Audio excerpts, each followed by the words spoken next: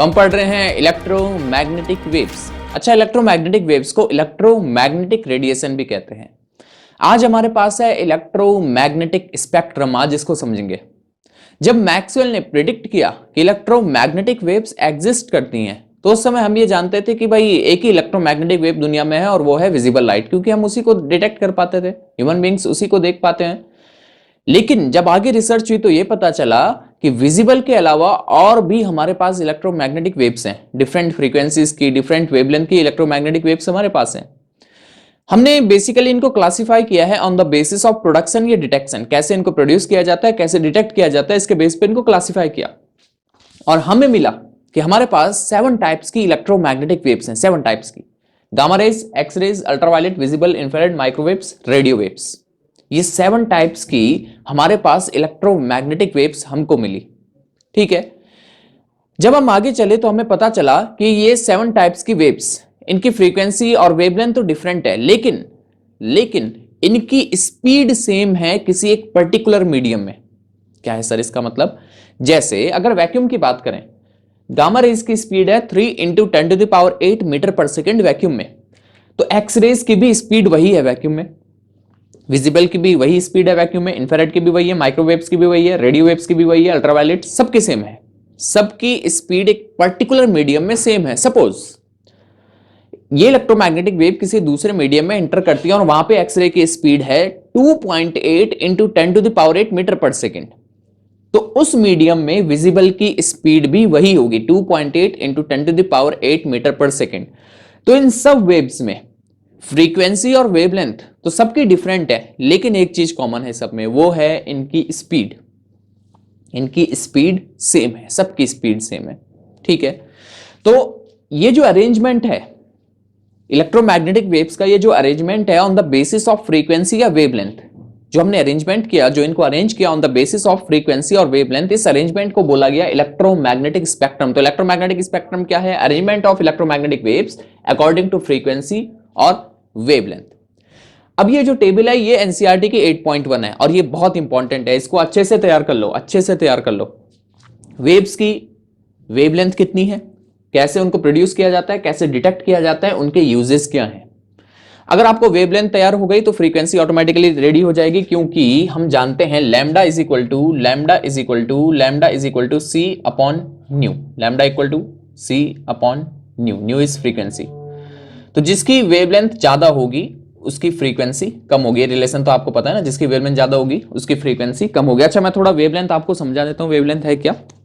यहाँ नीचे ये हमारे पास वेव है, कोई भी वेव में ले लेता हूं, एक ऑर्डिनरी वेव में ले लेता हूं ऐसे, ये हमारे पास ऐसे वेव है। अब ये 2 पॉइंट देखिए इसके मैक्सिमम डिस्प्लेसमेंट के, कोई ऑर्डिनरी वेव में ले रहा हूं और इसके 2 पॉइंट देखिए, ये मैक्सिमम डिस्प्लेसमेंट वाले, ये जो डिस्टेंस है इन दोनों पॉइंट्स के बिटवीन, ये क्या है? वेव की वेवलेंथ। और नंबर ऑफ साइकिल्स पर सेकंड, नंबर ऑफ साइकिल्स पर सेकंड, इसको क्या कहते हैं? फ्रीक्वेंसी, जिसकी ऐसा यूनिट होती है हर्ट्ज, तो ये वेवलेंथ, और नंबर ऑफ साइकिल्स पर सेकंड उसको कहते हैं फ्रीक्वेंसी। दोनों में रिलेशन क्या है वेवलेंथ और फ्रीक्वेंसी में? Lambda equal to C upon nu, lambda equal to C upon nu. ठीक है, ये रिलेशन आपको ध्यान में रखना है। ठीक है, फिर से इलेक्ट्रोमैग्नेटिक स्पेक्ट्रम मतलब arrangement of electromagnetic waves according to frequency और वेवलेंथ। ठीक है, ये 7 वेव्स हमारे पास हैं, ये 7 वेव्स की फैमिली है इलेक्ट्रोमैग्नेटिक स्पेक्ट्रम। ठीक है, क्या क्या ध्यान में रखना है? इनका वेवलेंथ कितना है, कहां से कहां तक इनका वेवलेंथ होता है, वेवलेंथ रेंज क्या है। वेवलेंथ रेंज अगर आ गई तो फ्रीक्वेंसी रेंज ऑटोमेटिकली रेडी हो जाएगी, तैयार हो जाएगी, क्योंकि वेवलेंथ पता है तो आप फ्रीक्वेंसी निकाल सकते हो, C 3 × 10⁸ रख लेना है। प्रोडक्शन, कैसे इनको प्रोड्यूस किया जाता है इन वेव्स को, कैसे डिटेक्ट किया जाता है, इनके यूजेस क्या क्या हैं, ये अच्छे से तैयार कर लो। ठीक है, 1 या 2 मार्क्स का क्वेश्चन यहां से बन सकता है, 3 का तो आना है इस यूनिट ने, इस चैप्टर ने 3 मार्क्स का सीबीएसई में, तो आपको यहां से इस टेबल से पूछ सकता है, 1 के 2 के या 3 इस टेबल से ही पूछ ले, तो अच्छे से इसको तैयार करना है। ठीक है, अब देखते हैं। अच्छा, एक और चीज इसमें देख लो, यहां पे डाउन द ऑर्डर नीचे की तरफ अगर चलें तो वेवलेंथ इंक्रीज हो रही है, तो आपको शॉर्ट में कैसे ध्यान में रखना है? GXUVIMR, GXUVIMR,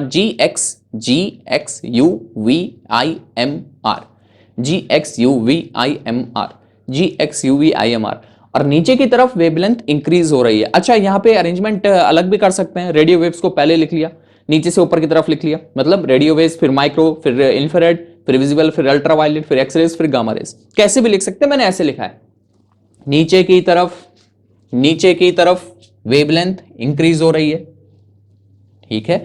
अगर वेवलेंथ इंक्रीज हो रही है तो हम ये कह सकते हैं कि फ्रीक्वेंसी डिक्रीज हो रही है। वेवलेंथ इंक्रीज होगी, फ्रीक्वेंसी डिक्रीज होगी, तो सीधा सीधा शॉर्ट में ध्यान में रखना है। शॉर्ट में जी एक्स यू वी आई, मैंने छोटा लिख लिया यहां पे थोड़ा, पर समझ जाओ, G X U V I M R, नीचे की तरफ वेवलेंथ इंक्रीज, अगर वेवलेंथ इंक्रीज तो फ्रीक्वेंसी डिक्रीज, ठीक, ऐसा अरेंजमेंट। चलो वापस आते हैं। अच्छा, एनसीईआरटी में रेडियो वेव्स को पहले लिखा है, तो कुछ भी लिख लो, जैसा मैं कह रहा हूं, ये पहले लिख लो, रेडियो वेव्स, फिर माइक्रो, फिर इंफ्रारेड, फिर विजिबल, ऐसा करके मैंने ये पहले लिखा। चलिए गामा रेज पे चलते हैं। गामा रेज, इसकी वेवलेंथ होती है less than 10 to the power -3 nanometre. Nanometre को मीटर में कन्वर्ट करना हो तो multiply by 10 to the power -9, 10 to the power -9, nano 9, ऐसे ध्यान में रखना, नैनो 9, ठीक। तो नैनोमीटर को मीटर में multiply by 10 to the power -9। वापस, गामा रेज वेवलेंथ कितनी होती है? Less than 10 to the power -3 nanometre. कैसे प्रोड्यूस किया जाता है गामा रेज को? इनको प्रोड्यूस किया जाता है, ये प्रोड्यूस होती है radio active decay of the nucleus. जब रेडियो एक्टिव डिके होता है न्यूक्लियस का तो गामा रेज हमको मिलती है। कैसे डिटेक्ट किया जाता है? फोटोग्राफिक फिल्म से, ये है गीगर ट्यूब से, और आयनाइजेशन चैम्बर।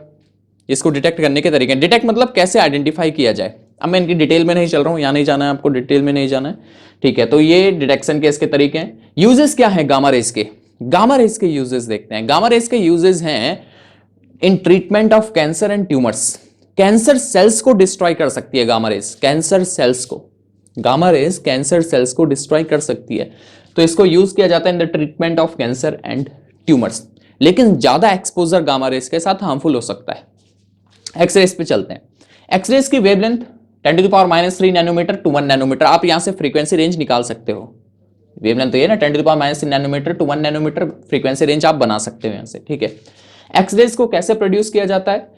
एक्सरे ट्यूब्स या इनर सेल इलेक्ट्रॉन से। एक्सरे ट्यूब्स, वहां पे क्या होता है, कैसे प्रोड्यूस कर सकते हैं एक्सरेज को? मेटल टारगेट होता है, मेटल होता है, और हाई स्पीड इलेक्ट्रॉन उससे बम्बार्ड कराते हैं, हाई स्पीड इलेक्ट्रॉन बम्बार्ड कराते हैं मेटल टारगेट से, तो एक्सरेज प्रोड्यूस होती है, ठीक। तो सीधा लिख सकते हैं एक्सरे ट्यूब्स और इनर सेल इलेक्ट्रॉन्स, ठीक है। कैसे डिटेक्ट किया जाता है? ऐसे जैसे गामा रेज को फोटोग्राफिक फिल्म से, गीगर ट्यूब से, आयनाइजेशन चैम्बर से। यूज क्या है एक्सरेज का, ये आप सब जानते हैं। कहां यूज होती है एक्सरेज? कहां यूज होती है एक्सरेज? सबसे पहले तो हॉस्पिटल में, फ्रैक्चर को देखने के लिए, फ्रैक्चर इन बोन्स, ठीक। हम एक्सरेज को यहां भी यूज करते हैं to study crystal structure of solids, crystal structure of solids. ये टेबल आप एनसीईआरटी की 8.1 है, वहां से ड्रॉ कर लेना, ठीक है। क्रिस्टल स्ट्रक्चर ऑफ सॉलिड्स, यहां भी क्रिस्टल स्ट्रक्चर स्टडी करने के लिए सॉलिड्स का, वहां भी हम एक्सरेज यूज करते हैं, ठीक है। आगे बढ़ते हैं। अल्ट्रावायलेट, अल्ट्रावायलेट इसकी वेवलेंथ रेंज देखिए 1 नैनोमीटर टू 400 नैनोमीटर। यहां से फ्रीक्वेंसी रेंज आप बना सकते हो ना। ये 3 × 10⁸ रख लो, तो frequency equal to 3 × 10⁸ upon lambda. Lambda को पहले ये रख लो, 10 टू द पावर -9 हो जाएगा, फिर ये रख लो, वेवलेंथ फ्रीक्वेंसी रेंज आ जाएगी, ठीक है। कैसे प्रोड्यूस की जाती है ultraviolet rays? From excitation of atoms या आर्क लैंप्स, स्पार्क लैंप्स, ठीक। कैसे डिटेक्ट किया जाता है? फोटोसेल्स होते हैं या photographic film.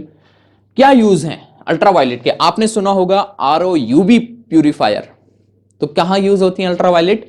To kill germs in purifier, germs को ये मार सकती हैं, तो ROUV प्यूरिफायर में अल्ट्रावायलेट रेज यूज करते हैं। लेजिक आई सर्जरी में यूज करते हैं, जिसको लेजिक आई सर्जरी बोलते हैं। अच्छा, अल्ट्रावायलेट रेज ये हार्मफुल हो सकती हैं, स्किन कैंसर कर सकती हैं। अब सन एक बहुत बड़ा सोर्स है अल्ट्रावायलेट रेज का, सन। तो वहां से जो अल्ट्रावायलेट रेज आ रही हैं, तो भगवान ने कुछ ऐसा बनाया कि एक सुरक्षा कवच, ओजोन लेयर, तो ओजोन लेयर बहुत सारी अल्ट्रावायलेट रेज को एब्जॉर्ब कर लेता है और नहीं, नीचे नहीं पहुंचने देता, बहुत कम यहां पहुंचता है।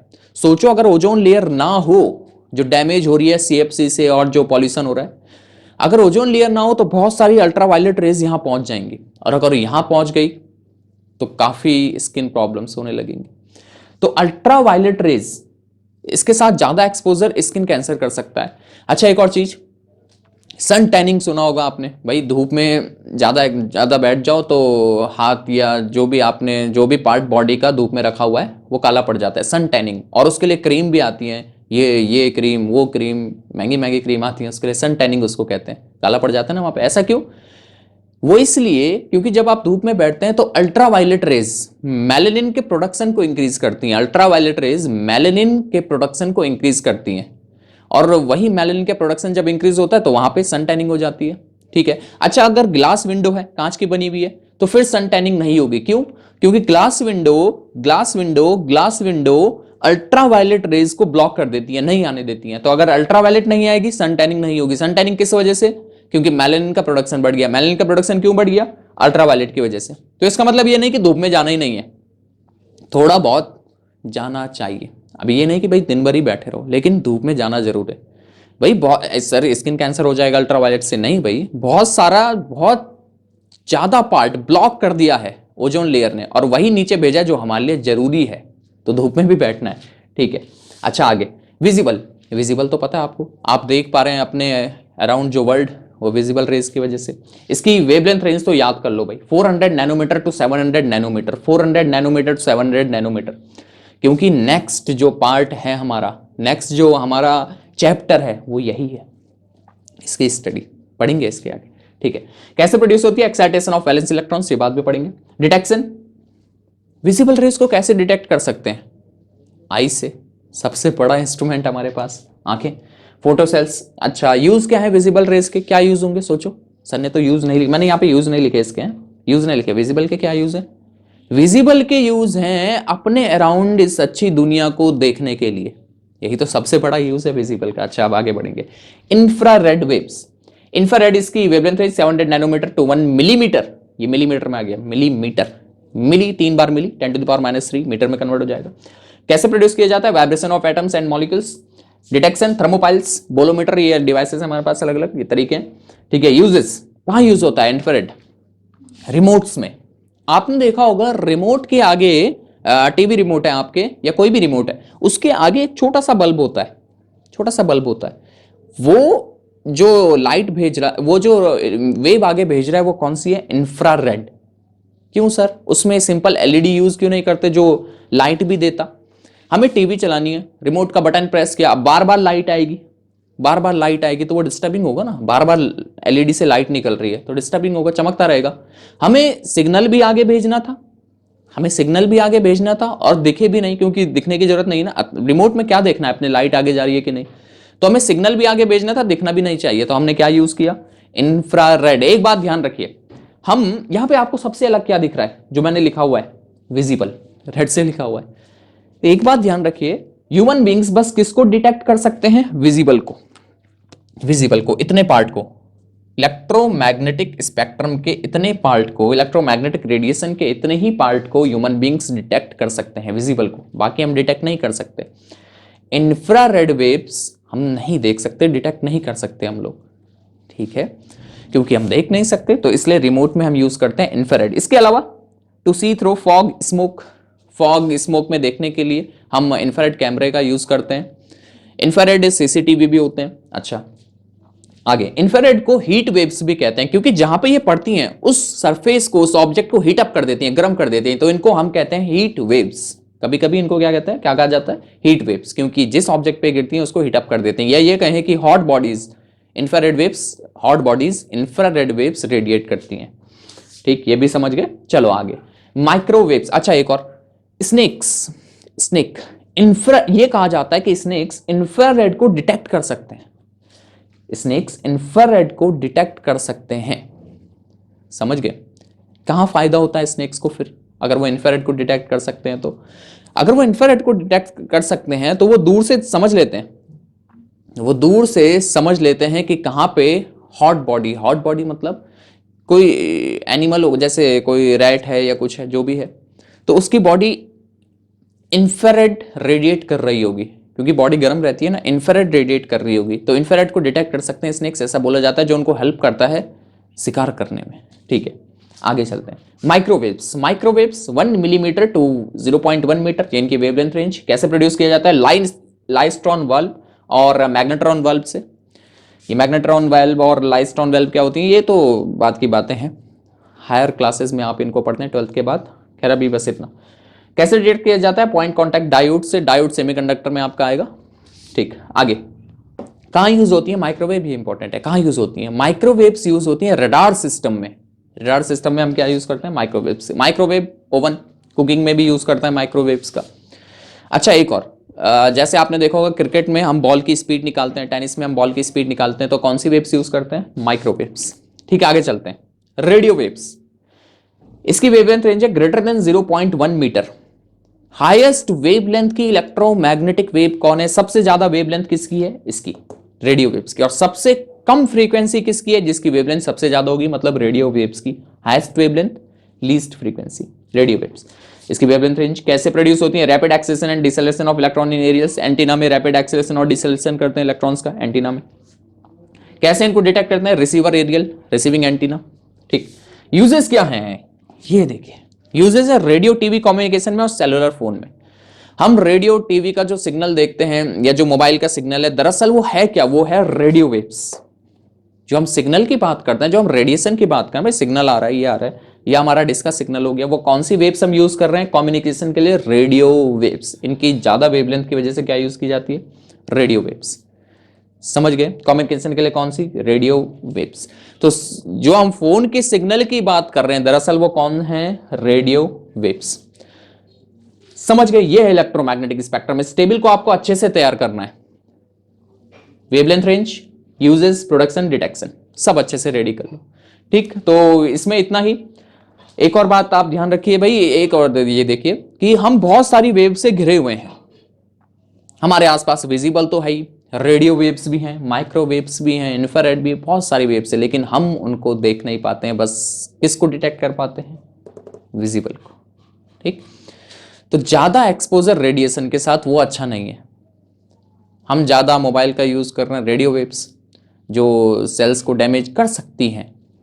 और हमारे पास गामा रेज, अल्ट्रावायलेट, ये भी काफ़ी हार्मफुल है। एक्सरेज, कहते हैं ना बार बार एक्सरे नहीं कराना चाहिए।